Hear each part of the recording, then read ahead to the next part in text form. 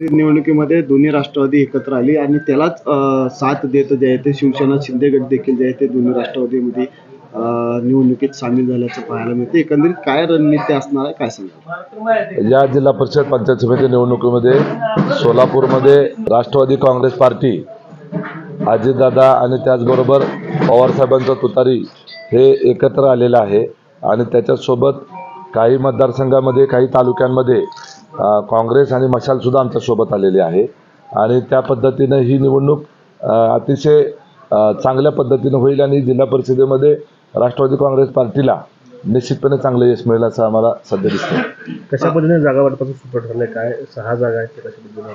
नाही, त्याच्यामध्ये काय आहे की ज्या मतदारसंघामध्ये ज्या पक्षाची ताकद आहे त्या पद्धतीनं त्या ठिकाणी समीकरण ठेवण्यात आलेलं आहे आणि मुळातच असं आहे की जिथं तुतारीचे आमदार आहेत त्यांना तिथं सरसकट घड्याळ जरी घेतलं तरी त्याला त्याची मुभा त्या ठिकाणी देण्यात आलेली आहे. त्यांनी तुतारीवर पण लढू शकतात किंवा घड्याळावर लढू शकतात अशा पद्धतीनं आहे किंवा कॉम्बिनेशन करून लढू शकतात. वर जिल्हा परिषदला घड्याळ असेल तर खाली तुतारी पंचायत समिती असं करू शकतात किंवा वर घड्याळ जर तुतारीचं जर जिल्हा परिषदेचं असेल तर खाली घड्याळ असू शकतं पंचायत समितीला, असंही ते समीकरण आहे किंवा सगळेच्या सगळे घड्याळावर सगळे तुतारीवर असंही ते असू शकतं. त्याच्यामध्ये एका दुसऱ्या तालुक्यामध्ये स्थानिक परिस्थितीनुसार काही अडचणी निर्माण होऊ शकतात, त्याच्यामध्ये त्याप्रमाणे स्थानिक नेत्यांना निर्णय घ्यायचे अधिकार दिले. त्याची लढत असणार कारण भाजपचं समोर आव्हान असणार आहे संपूर्ण मोहोळ तालुक्यात आणि दुसरीकडे कुठेतरी नरखेडमधून आपलेच भाऊ भरतात, मात्र ते शिवसेनेकडून म्हणतात. हो, त्याच्यामध्ये आमच्या इथं मोहोळ तालुक्यामध्ये शिवसेनेच्या बरोबरची आमची आघाडी आहे आणि त्यांना त्या ठिकाणी 2 जागा शिवसेनेला द्यायचं ठरलेलं होतं. मग त्यामध्ये कुरुलची जागा त्यांची मागणी होती, मग कुरुलच्या जागेवर राष्ट्रवादीला ती जागा घेतली, त्यामुळे मला स्वतःची जागा त्यांना त्या ठिकाणी निर्णय घ्यावा लागला आणि म्हणून त्या ठिकाणी शिवसेनेची उमेदवारी नरखेडमधून आहे. अर्थात तो माझा भाऊच त्या ठिकाणी उभारतोय आणि खाली पंचायत समितीचे दोन्ही त्या राष्ट्रवादीच्या चिन्हावर घड्याळावर त्या ठिकाणी आम्ही लढतोय आणि ही लढत जी आहे ही लढत कोणी कुठल्या पक्षावर लढत असलं तरी ह्या तालुक्यामधली लढत अनगरकर पाटील विरुद्ध संपूर्ण मोहोळ तालुक्यातील सर्वसामान्य जनता अशीच ती लढत असणार आहे. आमदार राजाभाऊ खरे आमच्यासोबत आहेत.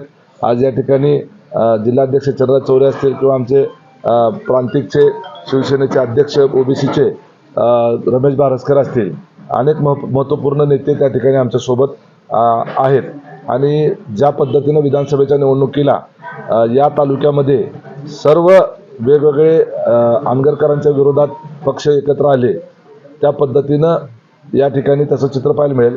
काही वेळेला काही जण तुम्हाला वेगळ्या चिन्हावर उभारलेले दिसतील, ते वेगळ्या चिन्हावर उभारलेले स्पॉन्सर्ड बाय अनगरच असतात. त्या लोकांच्या लक्षात आलेलं आहे. विरोधी मतामध्ये विभागणी करण्याच्या करता तसे उभे केले जातात कारण त्यांच्याकडे भरपूर पैसे आहेत आणि भरपूर त्यांची दहशत आहे. परंतु तरीसुद्धा मोहोळ नगरपालिकेत आपण पाहिलं एवढे मतविभागणी करून सुद्धा नगराध्यक्ष हा आमच्या विचाराचा त्या ठिकाणी निवडून आला आणि आता उद्याच्या मोहोळ तालुक्याच्या या झेडपी पंचायत समितीच्या निवडणुकीमध्ये 6 जिल्हा परिषद सदस्य आणि 12 पंचायत समिती सदस्य हे आमच्या विचाराचे निवडून आलेले तुम्हाला दिसतील. दोन्ही राष्ट्रवादींना साथ द्यायचा निर्णय घेतलेला आहे. काय नेमकी भूमिका ठरली, कशा पद्धतीने लढत असणार?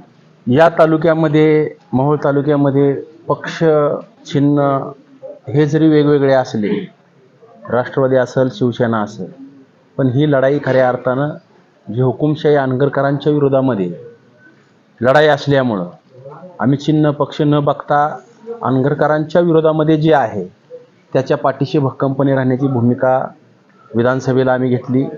त्याच पद्धतीनं नगरपालिकेला देखील सर्वजण एकत्र येऊन अनगरकरांच्या विरोधामध्ये लढलो, पण आमच्यामध्ये फूट पाडण्यासाठी त्यांनी रमेश कदमचा वापर केला गेला, अनेक जणांचा या ठिकाणी काँग्रेस आयचा वापर केला गेला, मशालीचा वापर केला गेला, तरी देखील जनता एकसंघ राहून त्यांचा नगरपालिकेला पराजय झाला. आत्ता जिल्हा परिषद आणि पंचायत समितीमध्ये देखील त्याच पद्धतीनं ते रणनीती आखत आहेत, पण त्यांना त्यामध्ये यश येणार नाही.